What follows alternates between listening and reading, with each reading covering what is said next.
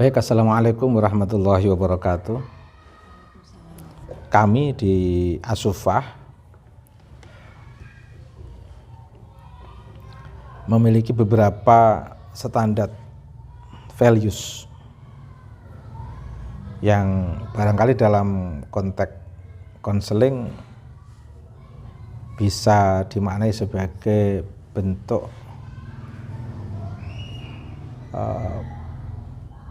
nilai yang akan menjadi tema pendampingan atau konseling atau penguatan terkait dengan internalisasi nilai-nilai religius yang itu menjadi core value penting yang akan dikuatkan sebagai tema pendampingan atau tema konseling kepada para santri.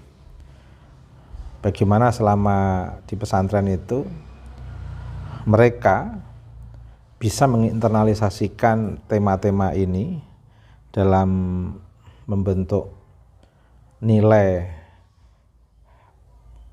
perspektif mereka terkait dengan pengembangan ilmu yang akan mereka lakukan, baik pengembangan ilmu di pesantren maupun pengembangan ilmu di luar pesantren.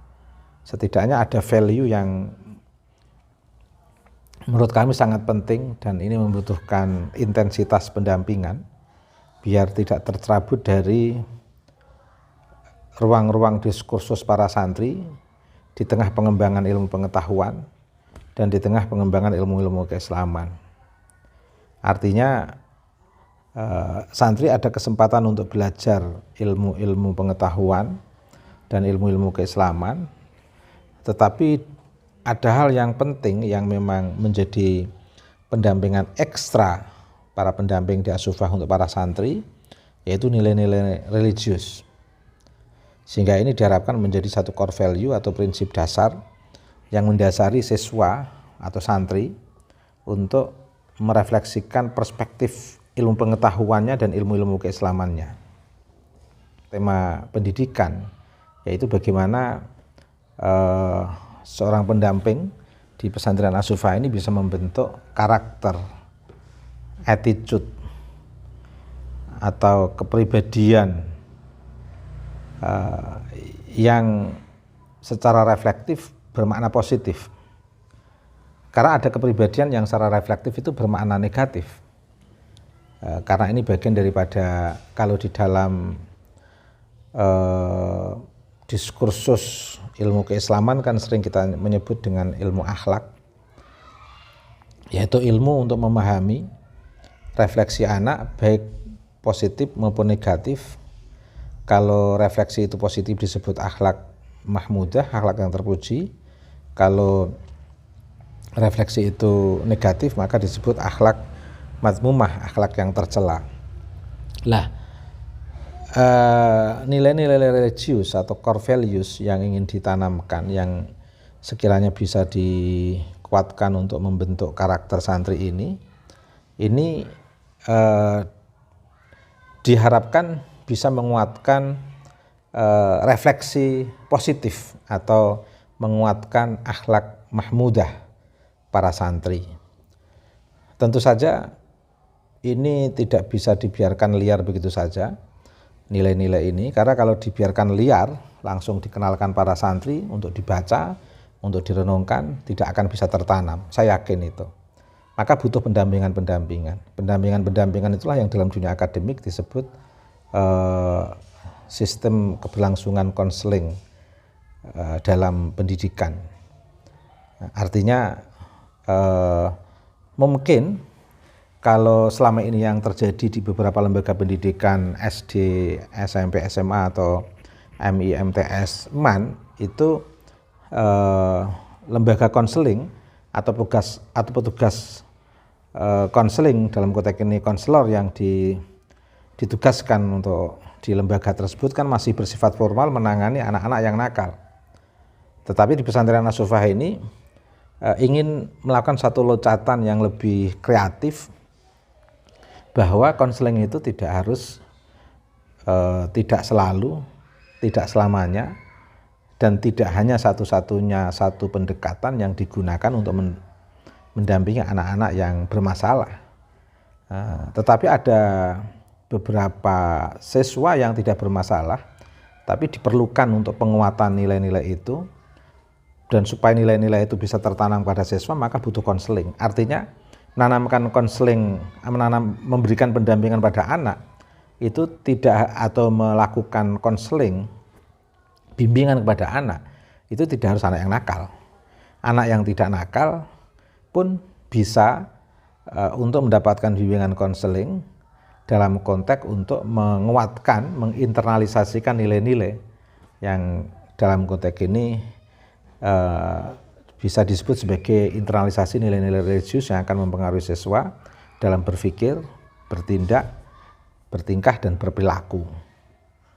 Nah, hal penting yang menjadi tema konseling pesantren As-Sufah untuk para santri, dan ini dilakukan secara intens, artinya tidak hanya di luar, tidak hanya dalam konteks mereka yang punya masalah, tapi pendampingan secara umum untuk penguatan nilai, baik yang kebetulan mereka punya masalah maupun mereka yang tidak punya masalah, semua akan mendapatkan pendampingan untuk bagaimana para santri bisa menginternalisasikan yang kita buat menjadi 13 yang terbentuk dalam sebuah ornamen As-Sufah. Dan ini sebagai sebuah inspirasi dari kajian riset Suluk Kiai Cebulek yang kemudian kita buat tabel yang di sini ada 13 inti dari tabel ini yang menjadi isu atau tema konseling untuk para santri, sehingga bagi yang punya masalah bisa bebas dari masalahnya untuk mencapai pencerahan lewat nilai-nilai ini. Yang tidak punya masalah akan lebih cepat membuka atau membangun eksistensi dirinya untuk lebih merefleksikan diri sebagai sosok yang tercerahkan, sehingga betul-betul menjadi santri yang di sana ukhrijat linnasi ta'muruna bil ma'ruf wa tanhauna 'anil munkar, bisa mengeluarkan, membebaskan diri dalam konteks ini ima diri sendiri atau dalam konteks ini ima yang lain, tetapi secara global bisa membebaskan manusia, baik manusia itu ada dari dirinya sendiri atau manusia itu dari pihak yang lain, biar betul-betul tercerahkan, bebas dari tekanan dan lain sebagainya. Karena tidak sedikit orang-orang yang berilmu, orang-orang yang berpengetahuan, baik pengetahuan umum maupun menguasai di bidang ilmu-ilmu agama, kalau mentalnya tidak bagus, internalisasi religiusnya nggak bagus, tidak sedikit kita temukan kasus-kasus bunuh diri justru dilakukan oleh mereka yang kita anggap tahu agama, atau korupsi yang dilakukan oleh justru mereka yang kita anggap tahu agama, atau bentuk-bentuk tindak pencabulan, kekerasan yang kita anggap mereka tahu agama justru melakukan itu, atau bahkan kekerasan. Dan sudah menjadi fenomena umum mereka yang mengatasnamakan diri dalam gerakan ISIS atau gerakan untuk membuat khilafah negara Islam dengan berbagai cara mereka lakukan, dengan melanggar norma universal kemanusiaan, keadilan, dan persamaan, itu karena internalisasi nilai-nilai keagamaannya lemah. Nah, mereka itu hanya memahami agama dari kulit, memahami ilmu pengetahuan dari kepentingan power untuk kekuasaan. Akhirnya tidak ada nilai-nilai yang tertanam yang membentuk attitude yang baik. Karena latar belakang inilah maka As-Sufah ingin memiliki satu konsistensi tema pendampingan atau bimbingan atau konseling yang ingin diterapkan kepada para santri untuk target bagaimana para santri bisa mengeksistensikan diri dan bisa menjawab permasalahan-permasalahan dirinya, baik terkait dengan perkembangan pemikiran pengetahuan maupun terkait dengan persoalan-persoalan yang secara empiris akan dihadapi setiap manusia dalam konteks kehidupan.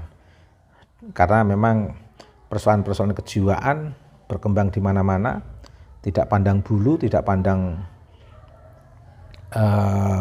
mengenal kasta. Permasalahan kejiwaan itu tetap akan selalu menghantui oleh siapapun, dari kasta manapun, dari kelompok manapun, dari komunitas manapun. Dan dengan menanamkan nilai-nilai religius ini diharapkan itu semua tidak akan terjadi. Nah, konsep yang pertama adalah bagaimana santri ini itu betul-betul membiasakan diri dalam proses kehidupannya itu selalu merasakan ada hubungannya dengan Allah. Sebelum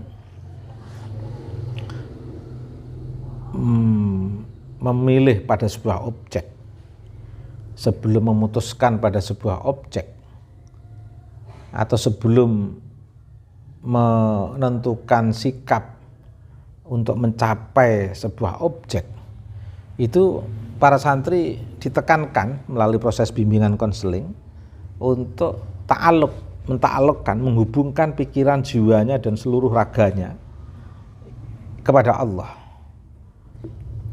Jadi misalnya begini, kita ingin membuat satu pendampingan atau konseling atau bimbingan kepada para santri, bagaimana setiap santri ingin melihat sebuah objek, itu sebelum melihat itu pandangannya sudah diikatkan diri kepada Allah, sudah diikatkan pada Allah. Dan objek yang akan dilihat itu adalah objek yang terpuji. Sehingga di situ ada nuansa syahadah tauhid dan syahadah rasul. Syahadah tauhid, santri membiasakan mau memandang sesuatu itu, memfokuskan pandangannya dengan pandangan suci Allah terhadap semua ciptaannya, yang tidak membeda-bedakan kasta, yang penuh kasih sayang dan penuh cinta kepada hambanya, dan hamba harus punya ikatan setiap mau memandang itu, jiwanya itu mencintai Allah, sehingga semua hal-hal yang diajarkan Allah itu akan menginspire, akan menguatkan jiwa untuk betul-betul tulus mengikuti apa yang menjadi perintah Allah. Dan itu hanya bisa dilakukan oleh mereka yang setiap mau melakukan langkah apapun punya ikatan dengan Allah, tidak hanya ikatan pikiran perasaan, tapi juga cinta dan rindu kepada Allah. Dan objek yang dipandang adalah objek yang terpuji dengan simbol Muhammad, sehingga Nabi Muhammad itu tidak hanya sosok sebagai seorang nabi secara person yang berwujud manusia tapi bukan seperti manusia biasa, tapi juga sosok yang menjadi nilai, menjadi modeling, menjadi uswah, menjadi cahaya, sehingga orang kalau sudah bismillah, dibiasakan dengan bismillah, yang kita kuatkan dengan pendampingan konseling agar anak itu betul-betul membiasakan dengan bismillah. Dan begitu menyebut bismillah berarti di situ ada utusannya, artinya awal memandang itu ada ikatan dengan Allah, objek yang memandang itu adalah objek yang dihamparkan oleh Allah dalam bentuk nilai-nilai Muhammad, nilai-nilai yang terpuji, sehingga orang memandang semua yang dipandang dan semua bisa dilihat, tetapi tidak ada yang lebih spesifik dan fokus dalam sebuah pandangan itu kecuali sesuatu yang terpuji. Nah, disitulah itu juga bisa dikaitkan juga dalam konteks penglihatan. Mau mendengarkan, awal mendengarkan punya ikatan dengan Allah, dan objek yang didengarkan adalah objek-objek yang terpuji.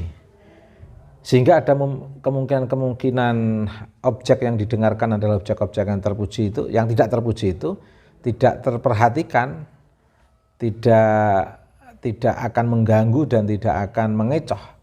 Karena fokus pandangan awal sudah diikat kepada Allah, dan objek yang dipandang adalah objek-objek yang terpuji. Nah, sehingga ini akan meringankan beban individu di dalam menjalani kehidupan. Karena sebenarnya setiap individu itu punya masalah yang sangat kompleks. Itu karena pandangannya yang terlalu kompleks, pendengarannya yang kompleks. Pandangannya itu yang dipandang bukan satu objek secara fokus, penuh konsentrasi dan terpuji, tapi pandangannya itu tercecer-cecer, tercerai-berai kemana-mana. Akhirnya dari objek pandangan yang variatif, yang complicated itu bisa mempengaruhi jiwa yang complicated, yang variatif, yang tidak konsentrasi, yang tidak mutmainnah, karena tercerai-berai, tercecer-cecer pikirannya ke objek-objek yang tidak fokus, tidak spesifik. Pendengaran juga gitu, kalau yang didengarkan itu banyak suara yang variatif, ada yang sumbang, ada yang hoak, ada yang dan sebagainya. Itu kalau pendengarannya itu tidak dita'alukkan kepada Allah dan dipusatkan pada objek yang terpuji, itu bisa mempengaruhi tekanan jiwa seseorang. Maka sebenarnya kondisi tekanan psikologi seseorang itu tidak terlepas dari apa yang dilihat, apa yang didengar, termasuk apa yang diucapkan, termasuk apa yang dijadikan sasaran. Maka dari situ akhirnya kalau orang sudah bismillah dalam menginternalisasikan nilai-nilai religius bismillah, azas bismillah yang dikuatkan melalui konseling para pendamping di As-Sufah ini, itu orang akhirnya akan sadar bahwa saya memandang dengan kedua mata saya. Pertanyaannya, apakah kedua mata itu saya? Bukan. Pandangan matamu adalah pandangan rohmani Allah. Wow. Ketika orang mendengarkan dengan telinga, pertanyaannya apakah telinga itu saya? Jawabannya bukan. Pendengaran yang kamu gunakan untuk mendengarkan objek yang terpuji dan terikat dengan Allah, itu akan menjadi pendengaran rohmani Allah. Hempasan nafasmu dengan hidung atau mulut, apakah itu kamu? Bukan. Apakah itu aku? Bukan. Itu adalah hempasan nafas rohmani Allah. Langkahmu, gerakmu yang awal kau ikatkan pada Allah dan kamu tujukan pada objek yang Muhammad, yang terpuji, apakah itu gerak tangan itu adalah tanganmu atau gerak kaki itu adalah kakimu? Bukan. Tetapi apa? Tetapi itu adalah gerak rohmani Allah. Nah, itu implikasi kalau seseorang sudah bisa menanamkan nilai-nilai religius dari rahasia bismillah. Dan itu tidak mudah, kelihatannya sepele, itu butuh bimbingan, butuh konseling dari para pendamping. Sehingga kalau itu sudah terbentuk, maka orang akan merasakan rahasia seluruh yang zahir di alam makhlukat ini itu adalah bagian daripada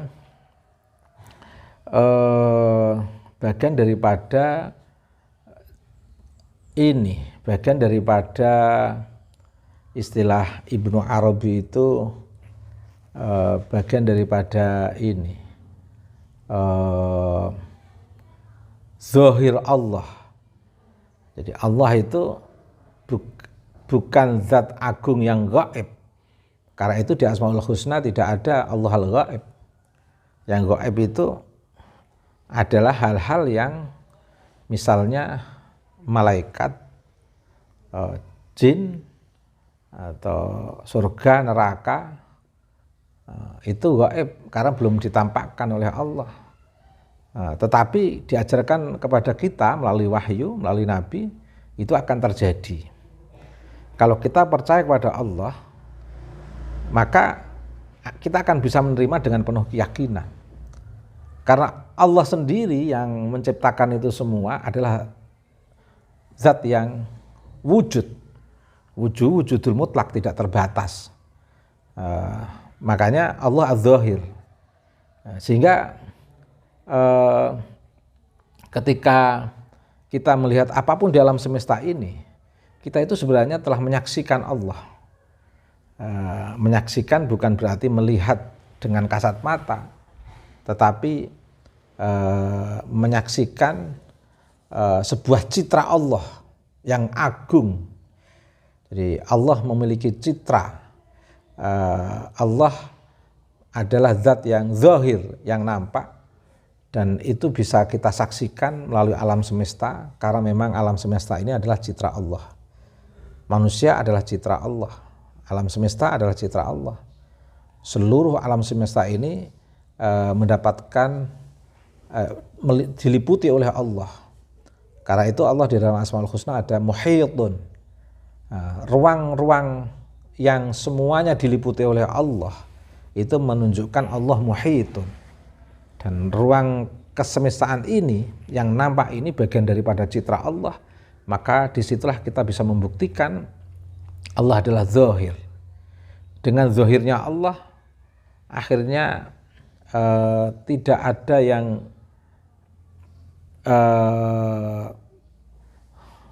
yang rahasia, tidak ada yang gaib. Allah adalah betul-betul tidak ada yang gaib terkait dengan zat Allah. Allah adalah wujudnya wujud mutlak. Dan itulah di Asmaul Husna disebut Allah itu adalah az-zahir. Allah itu nyata. Jadi tidak semua, tetapi perlu diketahui bukan berarti mata telanjang kita tidak bisa melihat Allah, Allah itu gaib, tidak. Kan banyak sesuatu yang bisa disaksikan, bukan tidak harus dilihat dengan mata telanjang. Cinta itu disaksikan manusia. Banyak manusia menyaksikan, membangun kesaksian atas nama cinta, tetapi mereka tidak bisa melihat cinta itu apa. Banyak orang bisa merasakan nafas, tapi tidak bisa melihat bentuk dari nafas itu. Banyak orang merasakan membuat kesaksian atas kebahagiaan, tapi orang tidak bisa melihat bahagia itu, kebahagiaan itu.